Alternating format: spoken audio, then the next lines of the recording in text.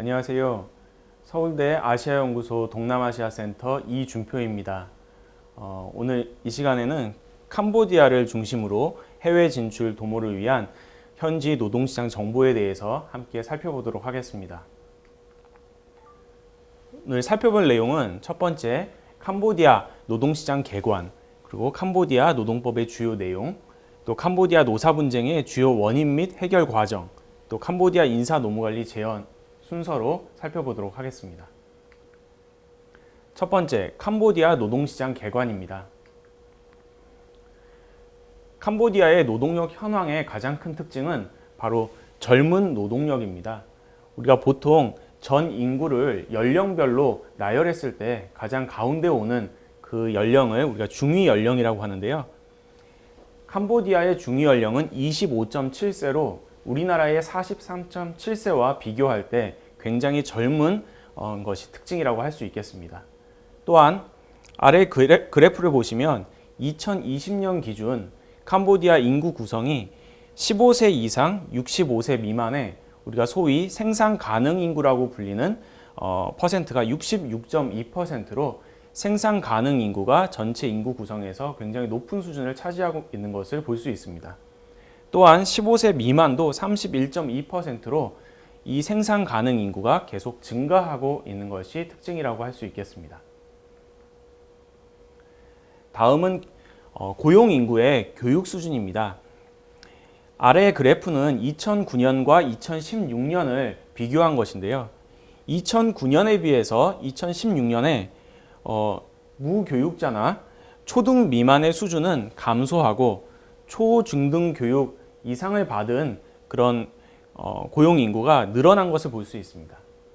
하지만 캄보디아의 어떤 교육 정책이라든지 목표와 비교할 때는 이 교육 수준의 개선은 굉장히 더딘 수준이라고 볼 수 있겠습니다. 다시 말해서 캄보디아 노동력은 낮은 교육 수준이라는 한계를 갖고 있습니다.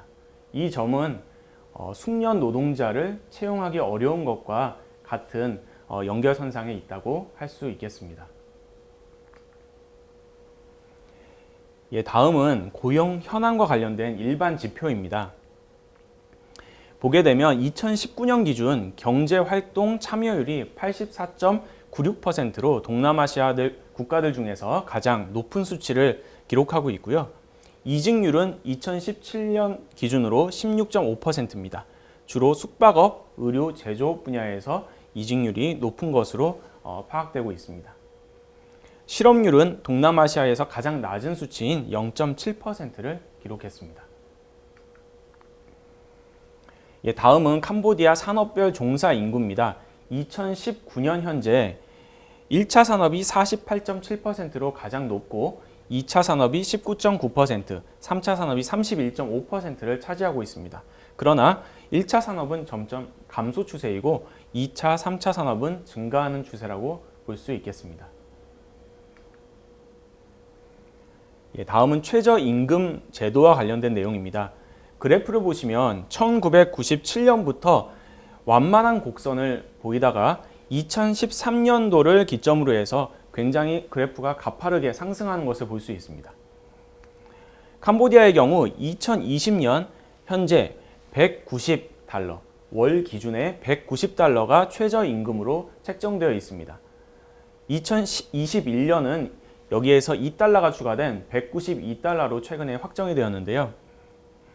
2013년도에는 캄보디아에서 중요한 총선이 있었습니다. 그 이후에 최저임금 인상을 요구하는 대규모 노동자 시위가 연거푸 일어나면서 정부에서는 노동자의 어떤 그런 목소리를 듣는 차원에서 최저임금을 계속 상승시켜 왔습니다. 훈센 총리는 2023년까지 250달러의 수준으로 최저임금을 높이겠다 약속한 바 있기 때문에 향후에도 계속해서 일정 부분 상승 곡선을 이어갈 것으로 예상되고 있습니다. 다음은 캄보디아 노동법의 주요 내용을 한번 살펴보도록 하겠습니다. 여기는 캄보디아 노동법의 주요 법원에 대해서 쓰여 있는데요. 우리가 보통 근로기준법에 해당하는 노동법, 또 노동조합법, 사회보장법 등이 핵심적인 노동법을 구성한다고 할 수 있겠습니다. 그 이외에도 보통 우리가 시행령, 시행규칙에 해당하는 각종 노동부 장관령이 있고요. 지시, 고시 등이 있습니다. 따라서 캄보디아 노동법을 우리가 살펴보고자 한다면 일반적인 법률뿐만 아니라 구체적인 내용을 담고 있는 특히 노동부 이 장관령에 대해서 잘 살펴볼 필요가 있습니다. 그 이외에도 근로계약서나 취업규칙, 또 노동중재 판정 이런 것들도 분쟁이 발생했을 때 이 분쟁을 해결하는 중요한 기준이 된다고 할 수 있겠습니다. 여기서 주목할 것은 밑에 나와 있는 것처럼 이 핵심적인 노동법에 해당하는 노동법, 노동조합법, 사회보장법이 전부 다 최근에 개정이 됐습니다. 그래서 노동법의 경우에는 2018년도에 일부 개정이 되었고 노동조합법은 2019년에 일부 개정, 사회보장법은 2019년도에 전면 개정되었습니다. 그럼 구체적으로 세부 개정 내용들을 한번 살펴보도록 하겠습니다. 노동법상 개정된 내용, 특히 한국법과 가장 큰 차이를 보이는 것이 바로 임금과 관련된 내용입니다. 첫 번째, 최저임금제도. 앞서 살펴본 것처럼 2020년 현재 캄보디아의 최저임금은 정규직 근로자에 있어 월 기준 190달러로 책정이 되었고 수습 근로자의 경우에는 185달러로 책정이 되어 있습니다. 그런데 노동부 장관령에 의하면 이 최저임금 제도가 섬유, 의류, 신발 산업 등 캄보디아의 핵심 산업인 봉제 산업을 중심으로 적용된다라고 규정되어 있습니다. 그러나 다른 업종의 경우에도 최저임금과 관련된 별도의 법령이 규정이 존재하고 있지 않기 때문에 동일하게 적용될 수 있다 이렇게 보시면 되겠습니다. 다음은 임금의 구성입니다. 노동법상의 임금은 최저임금, 또 뒤에서 살펴보게 될 근속보상금, 일종의 퇴직금입니다. 또 초과 근무수당, 또 매달 무결근 시에 10달러의 만근수당, 또 주거 및 교통수당, 상여금, 성과금 이런 것들이 임금의 핵심적인 내용을 구성하고 있습니다. 또한 임금의 지급 방법을 보면 캄보디아의 경우에는 한 달에 2번에 나눠서 임금을 지급해 줍니다. 그래서 근로자에게 임금, 기본급의 50%를 둘째 주에 지급하고 나머지 기본급과 모든 수당을 넷째 주에 지급하게 됩니다.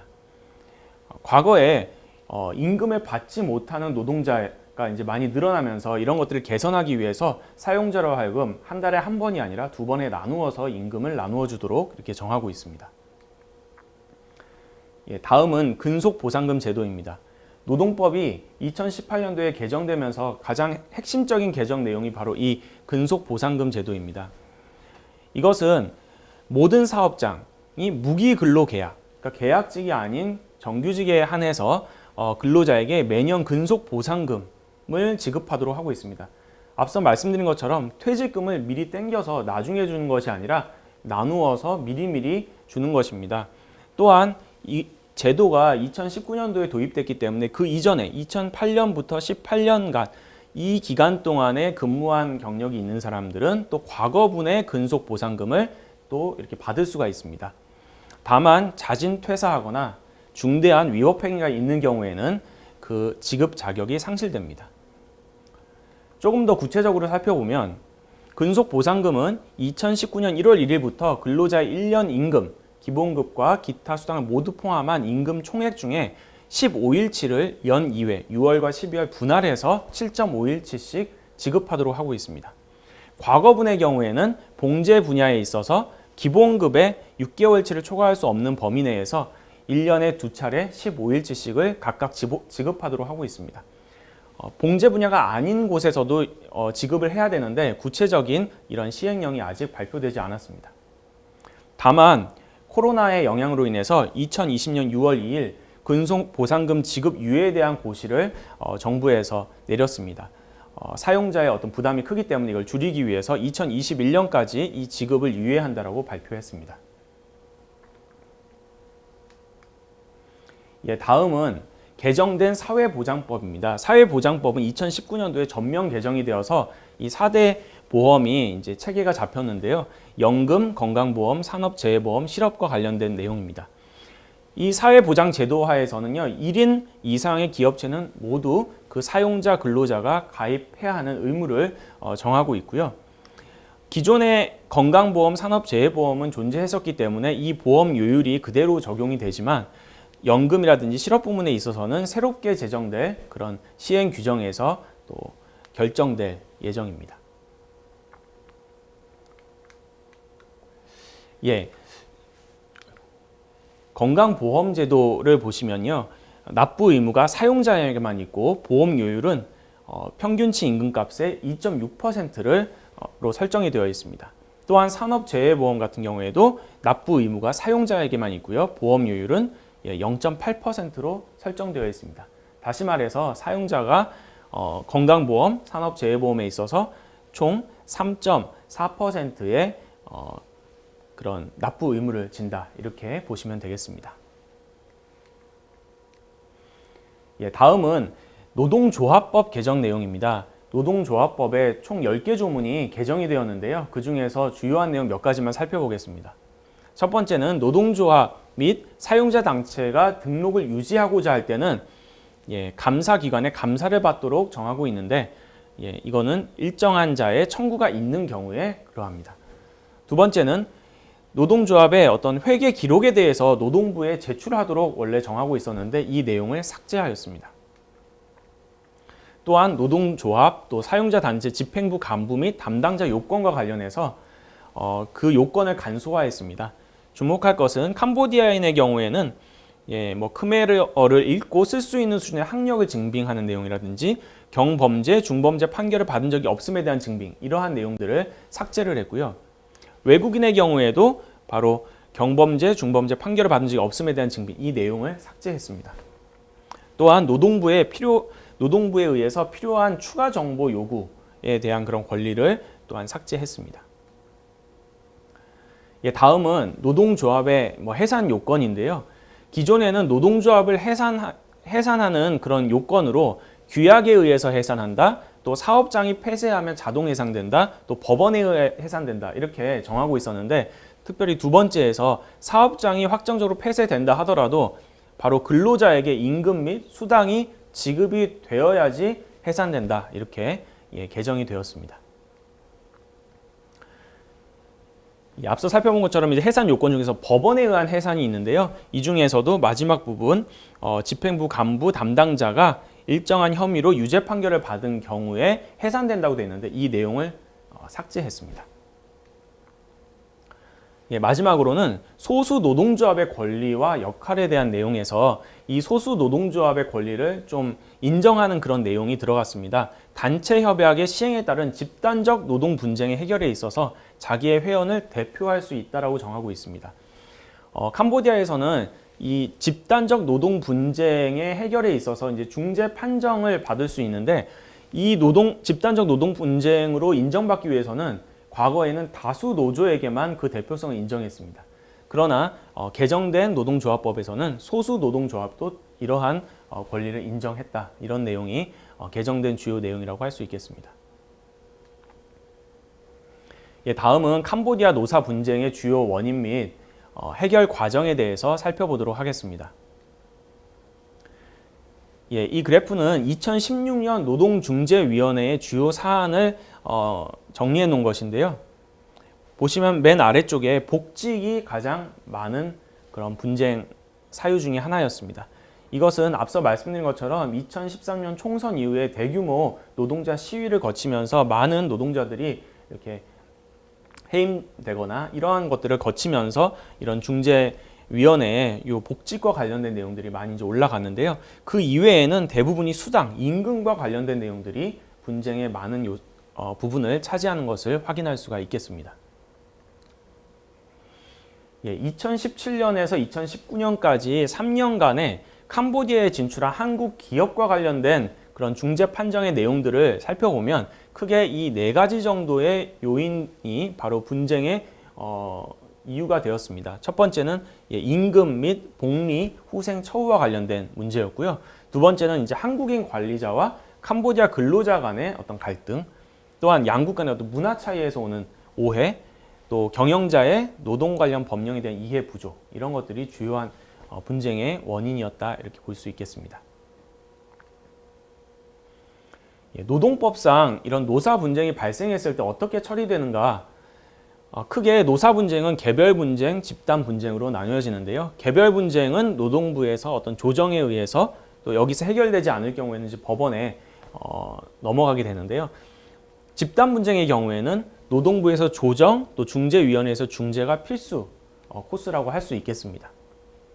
캄보디아의 경우에는 법원, 사법부보다 바로 이 중재위원회가 조금 더 그런 어떤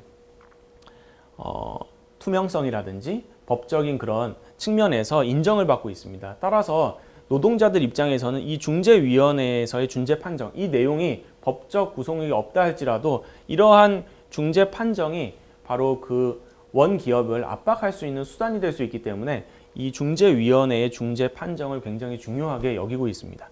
그래서 이러한 집단 분쟁의 경우에 이런 조정, 중재를 거쳐서 여기서 이제 분쟁이 해결되지 않을 경우에는 권리 분쟁, 이미 확정된 어떤 권리에 대한 뭐 해석이라든지 적용, 준수에 관련된 문제는 법원으로 넘어가고요. 이익 분쟁, 어떤 노사 간의 합의가 필요한 뭐 임금이라든지 뭐 최저임금 문제라든지 단체 협약, 갱신과 관련된 그런 문제의 경우에는 중재를 통해서 해결이 안 될 경우에는 단체 행동으로 넘어간다. 이렇게 볼 수 있겠습니다. 마지막으로 캄보디아 진출 기업 인사 노무 관리와 관련된 제언을 몇 가지 말씀드리겠습니다. 첫 번째는 채용 단계에서부터 충실한 인력 관리가 필요하다 말씀드릴 수 있겠습니다.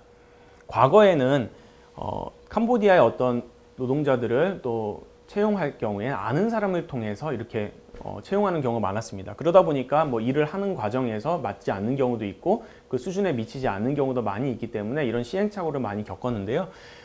그렇기 때문에 어떤 수습기관이라든지 이런 기관을 통해서 잘 검증하는 것이 필요하겠고요. 우리나라처럼 캄보디아도 이런 구인 구직 사이트가 있습니다. 여러 가지가 있지만 그 중에서 또 많은 사람들이 이제 활용한 그런 사이트들이 몇 가지 있는데요. 이런 사이트를 또 활용하는 것도 하나의 방법이라고 할 수 있겠습니다. 두 번째는 철저한 근로계약서와 취업규칙 작성을 들 수 있습니다. 결국 분쟁 발생 시에 중요한 근거 자료가 될 수 있다고 하겠습니다. 중재위원회에서 중재 판정을 보게 되면은 어떤 부당한 해고인지 여부를 판단하기 위한 근거로서 그 내용이 취업규칙에 작성되어 있는지 이것들을 중요한 기준으로 보고 있다는 점을 기억해 두시면 되겠습니다. 또한 노동법 준수 의무입니다. 앞서 살펴본 것처럼 캄보디아는 노동 관련 법령들이 최근에 굉장히 빠른 속도로 개정이 되었습니다. 따라서 개정된 그 법 내용들을 잘 인지하고 있는 것들이 필요하겠고요. 또한 그 내용이 노동 친화적인, 노동자 친화적인 그런 정책으로 이렇게 가고 있다는 그런 흐름들이 있기 때문에 사용자 입장에서는 이런 노동법의 내용, 특히 외국 기업의 경우에는 그 기준이 더 엄격하게 적용될 수 있다는 점도 잘 염두에 둘 필요가 있겠습니다.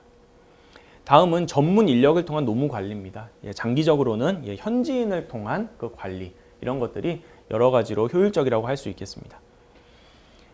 다음은 상호 간의 문화 이해 노력입니다. 다른 타 문화권에서 어떤 이런 경영을 한다라는 것 자체가 그런 문화에 대한 이해 굉장히 중요한 내용인데요.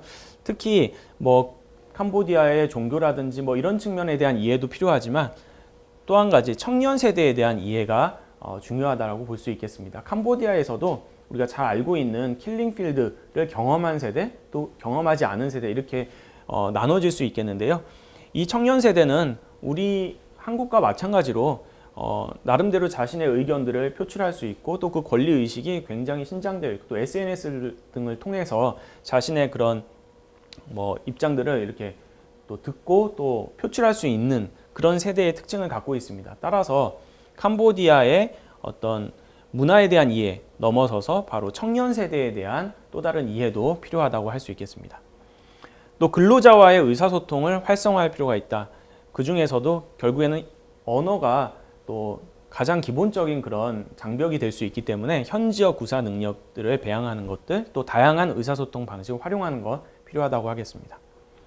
마지막으로 인센티브 등을 통한 애사심 고치입니다. 이런 것들은 많은 기업들이 이러한 노력들을 하고 있는데요. 무엇보다 이제 공정한 어떤 그런 평가 기준을 마련하는 것도 중요한 어떤 하나의 내용이라고 할 수 있겠습니다. 이상 마치겠습니다. 감사합니다.